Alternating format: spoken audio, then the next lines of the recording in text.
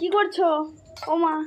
আমি আলু কবলি করছি। তুই এসছিস না ওই শুনে। আর এই যে আমার দাদা এসছে, আমি একটু ধনে ভেজে নিলাম। আর এইটা কি তেঁতুলের গোলা জল? হ্যাঁ, তেঁতুলের জল অল্প একটু করেছি, যেতে আমি অল্প তো। লঙ্কাটা আমি দেবো।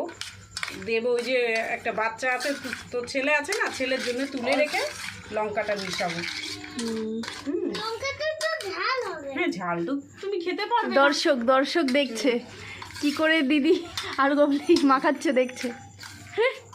ও খেতে চেয়েছে আলু কবলি খাবো। তুই কিনে দিলে ওই ঝালটা না খেতে পারে না। দাঁড়া দুষ্টু করে না। চিনি না, ওটা লবণ। বেশি দিলে খেতে পারবে না। এই তো তোমার জন্য দাদা। দিদি চুম্বক আর হলো লোহা আর চুম্বক, যেখানে দিদি যাবে সেখানে দিদির ভাই যাবে।